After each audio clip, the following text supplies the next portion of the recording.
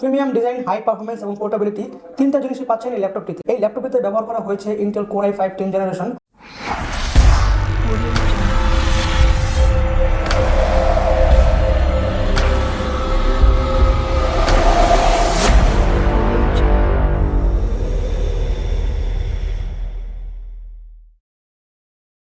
আজকে আপনাদের জন্য নিয়ে আসলাম এইচপি জেডবুক G7 ল্যাপটপের বিস্তারিত রিভিউ।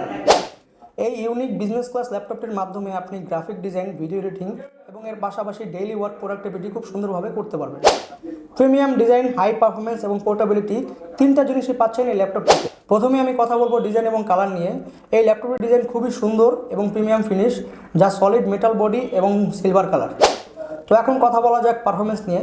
এই ল্যাপটপটিতে ব্যবহার করা হয়েছে Intel core i5 10th generation, যার রয়েছে 6 কোর্স এবং 12 থ্রেডস, এবং এর বেস ফ্রিকোয়েন্সি হচ্ছে 1.6 GHz এবং এর ম্যাক্স টার্বো ফ্রিকোয়েন্সি হচ্ছে 4.2 GHz।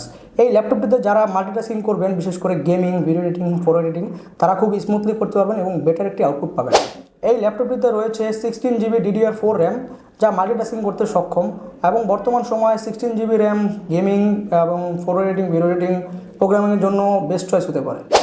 এরপর কথা বলা যাক SSD নিয়ে। এই ল্যাপটপে আপনি দুইটি অপশন পাবেন, একটি হচ্ছে 256GB আর একটি হচ্ছে 512GB।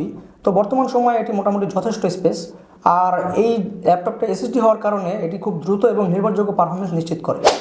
তো এখন কথা বলা যাক ডিসপ্লে নিয়ে।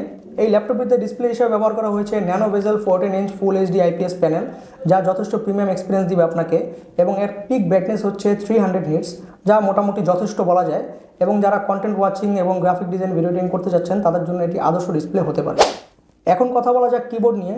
এই ল্যাপটপে ইউজ করা হয়েছে একটি স্ট্যান্ডার্ড ফুল সাইজ কিবোর্ড, যা টাইপ করার সময় আপনাকে ফাস্ট এবং স্মুথ একটি ফিল দেবে।